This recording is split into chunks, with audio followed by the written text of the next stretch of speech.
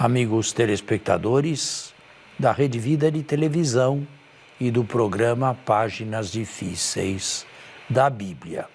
Nós estamos de volta, é nossa tarefa, é nossa obrigação estarmos aqui e, a modo mais erudito, difundir a palavra de Deus a todos aqueles que nos honram com a sua presença e com a sua atenção. Bom dia, Padre Fernando. Bom dia a você que devotamente, todo domingo, pontualmente às 7h30 da manhã, está diante da TV nos acompanhando, querendo crescer no amor para com as Sagradas Escrituras e, consequentemente, na própria fé eclesial. Por favor, diga alguma coisa para aqueles que não têm oportunidade de ver o programa às 7h30 da manhã de domingo. Aonde pode vê-lo e como? O nosso programa, embora ele seja transmitido sempre nesse horário, para alguns cedo ainda, né? Haja visto que o domingo é o dia de descanso para muitos, mas depois você pode estar entrando no canal do YouTube. Lá no Google, na página do Google, você colocando YouTube, programa Páginas Difíceis da Vida, 2 meios diariamente. Google ou YouTube? Na própria página do Google, Sim. Se o nosso telespectador digita programa Páginas Difíceis da Bíblia, já vai aparecer uma grande janela de retransmissão do programa. Nós temos tanto aqui na Rede Vida, na própria página do YouTube da Rede Vida, que sempre lança posteriormente os nossos programas, como fidedignamente o faz o Padre Saraiva, lá do Prestando um Nordeste. grande serviço à Rede Vida e, sobretudo, a Deus. Tanto para o nosso programa Páginas Difíceis da Bíblia, quanto para o programa diário do Padre Fernando, o Pão Nosso de Cada Dia, que sai aqui também pela Rede Vida. Ambos os programas, Páginas Difíceis e o Pão Nosso, eles se encontram não apenas aqui na televisão, mas nas mídias, através da página do YouTube. E todos eles, um e o outro, são de esfera bíblica, teológica, catequética. Vale a pena acompanhá-los. Muito bem. Então, agora, quer proceder? No programa passado, nós deixamos claro para os nossos telespectadores que a Igreja decidiu optar pela pedagogia de Lucas, porque ele foi o único. E assim, ela pode, em dias diferentes, falar de um grande mistério impossível de falar com uma palavra só. Na Páscoa, a ressurreição e 40 dias depois, A ascensão. E 50 dias depois, Pentecostes. Então agora nós vamos tomar o capítulo 1 e vamos iniciar a nossa leitura a partir do versículo 10. Estando a olhar atentamente para o céu, enquanto ele se ia, 2 homens vestidos de branco encontraram-se junto deles. E lhes disseram: Homens da Galileia, por que estáis aí a olhar para o céu? Isto é, uma espécie de advertência a todos aqueles que naquela época ainda ficavam como que olhando para o céu, com os olhos fixos e a atenção fixa na volta de Jesus. E se esqueciam de pôr os pés na terra, e se esqueciam de viver a história, e se esqueciam de dar testemunho de Jesus. Isto houve no 1º século. Este Jesus que foi arrebatado dentre vós para o céu, assim virá, do mesmo modo como o vistes partir para o céu. E o versículo 12. Então, do monte chamado das Oliveiras, voltaram a Jerusalém. A distância é pequena, a de uma caminhada de sábado. E isto conhece quem vai a Jerusalém. Ou seja, isso significa 12 horas? 24 horas? Padre? Não, não, não. Isso significa o que se pode andar num dia de sábado. Ou seja, coisa pouca. Pouca. O 13. Tendo entrado na cidade, subiram à sala de cima. A sala. Vejam que tem artigo determinativo. Não uma sala qualquer, mas a sala. Uma sala conhecida. Teria sido a sala da última ceia? É isso que eu ia perguntar. Bem, infelizmente, nós não temos como responder a esta questão. Parece que antes dos anos 70, ou antes do ano 70, havia uma sala conhecida da comunidade messiânica dos galileus. Claro que esta sala foi destruída com a destruição de Jerusalém. Quem vai a Jerusalém hoje, naquela parte da cidade velha, mas não murada, chamada Monte Sião, encontra esta sala aqui. Melhor, reproduzida, mas encontra.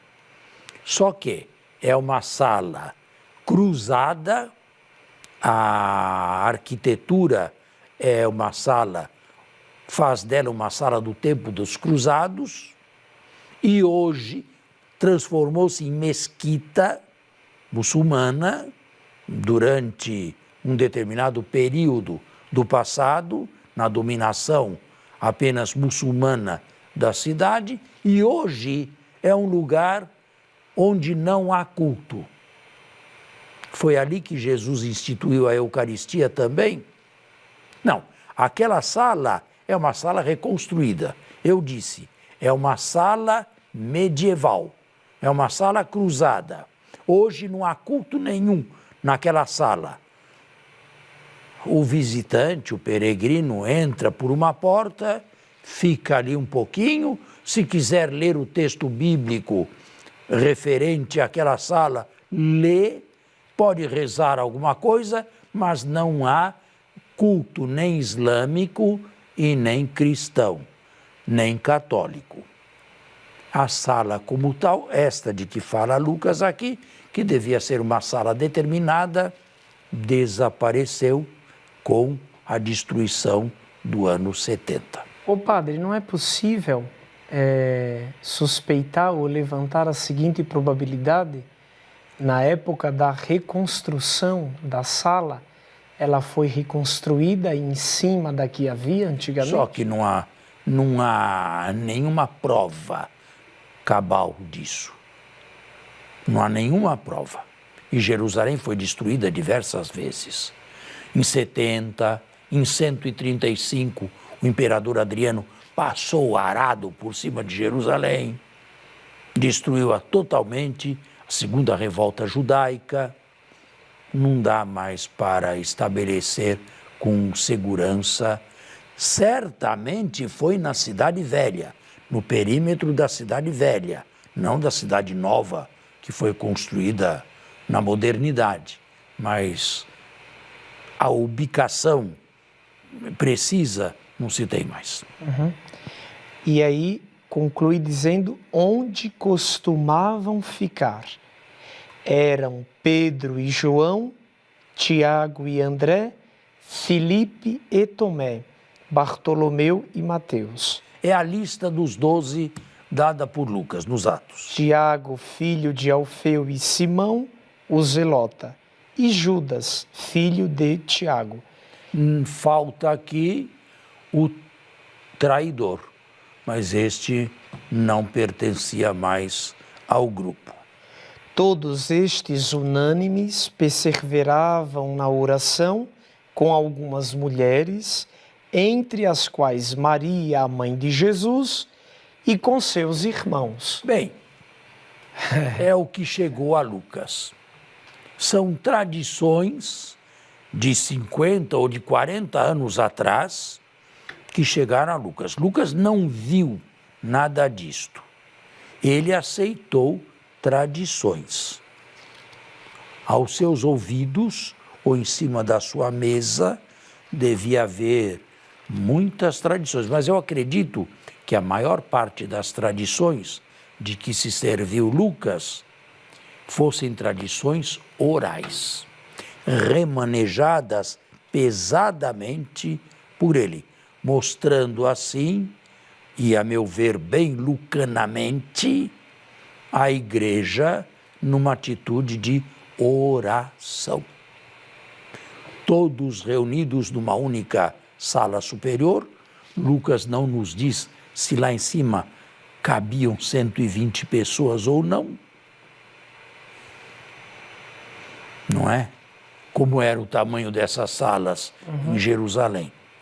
O que interessava aqui é o que ele recebeu de tradições orais. De qualquer modo, padre, a última parte do versículo, que geralmente se chama na academia verseto, ele é um pouco denso, né? Bom, vamos fazer um intervalo? Chegamos ao intervalo e voltamos. Voltamos daqui a pouco.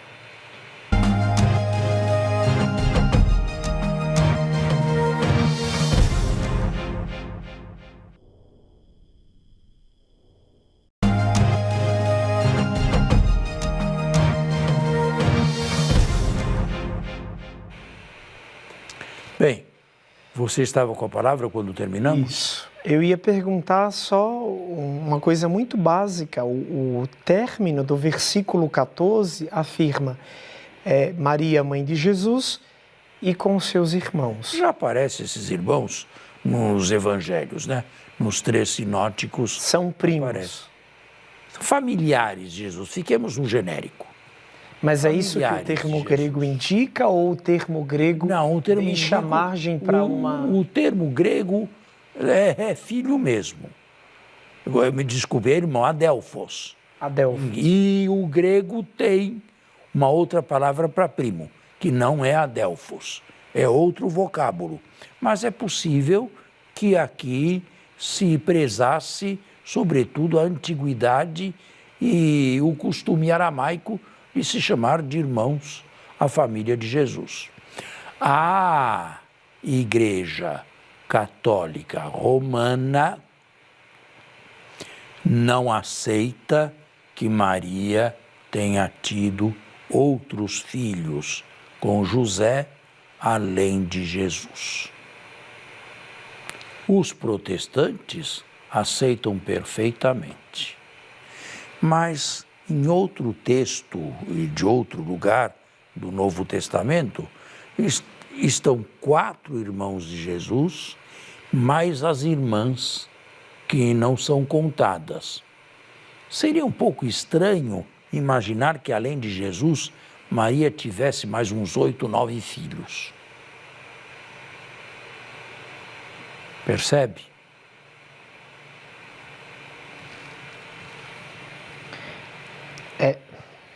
Vamos prosseguir a leitura no versículo 15. Para nós, católicos romanos, é alguma coisa normativa. Sim. Né? Maria dogma, até. deu à luz isso aí, não. Jesus e apenas Jesus. Eu não acredito que seja dogma, porque não foi declarado em nenhum concílio ecumênico oficial extraordinário, mas é ensinamento de toda a Igreja em todas as épocas.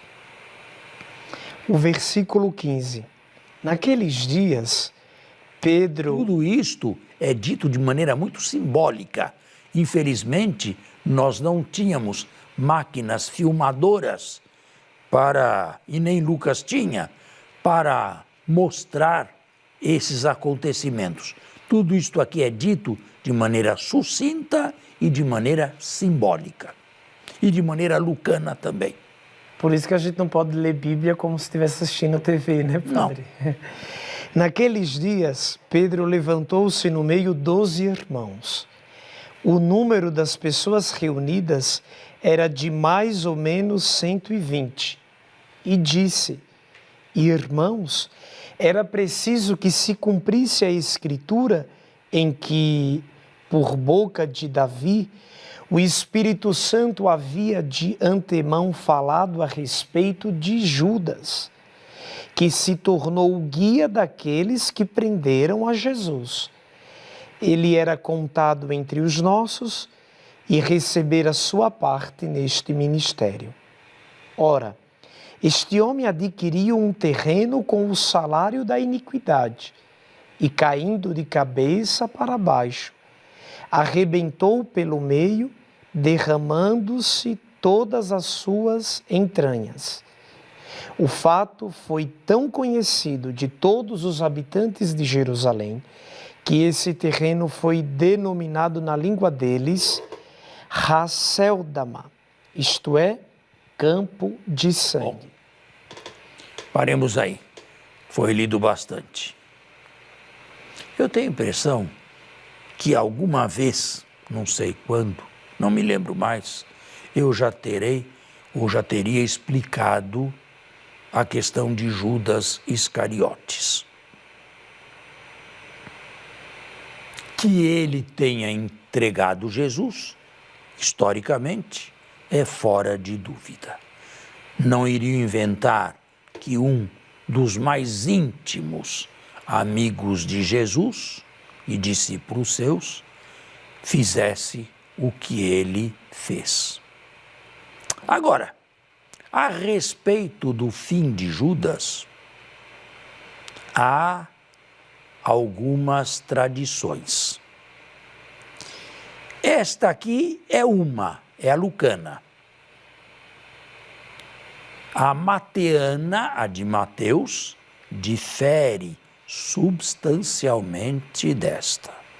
Esta aqui nos diz que Judas, com o dinheiro da entrega, comprou um campo para si próprio. Isto não podia ser feito naquela noite. Para isso deveria haver um tempo suplementar. Mateus nos diz que foi se enforcar e nos dá a impressão de que Judas morreu bem antes de Jesus, ou horas antes de Jesus. Suicídio.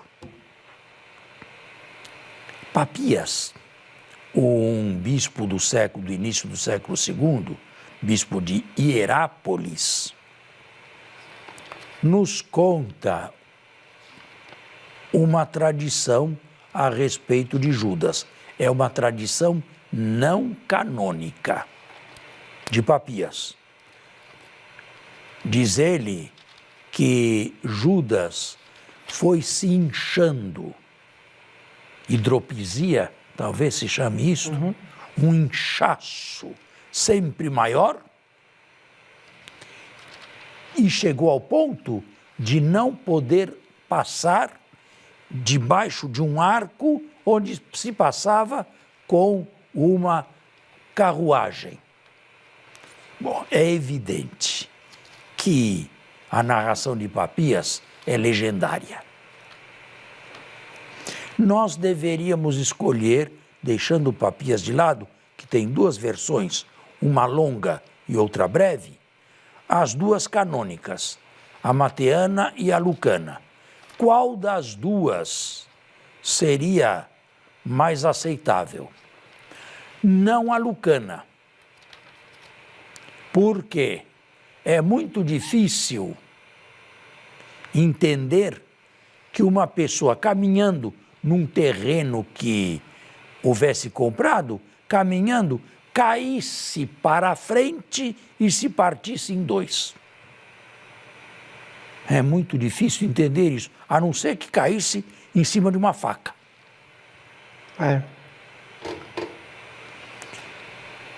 A mais sugestiva seria a versão mateana do enforcamento. Ô padre. Só que nós temos uma cena praticamente igual, acontecida 1000 anos antes, no próprio Monte das Oliveiras, quando um arqui-inimigo de Davi, chamado Ahitofel, também lá se suicidou. Estaria Mateus imitando dramaticamente com Judas o suicídio de Ahitofel, de que fala o livro de Samuel, o segundo de Samuel? Eu, pessoalmente, mas claro, não apenas eu, diversos exegetas, admitimos que todos estes textos, canônicos e não canônicos, sejam legendários. Ou seja, não criados do nada. É possível que Judas tenha morrido prematuramente e em circunstâncias tais que pareceu à comunidade messiânica de Jesus um castigo de Deus. E a partir deste fato se criaram contos populares ou lendas a respeito do fim de Judas.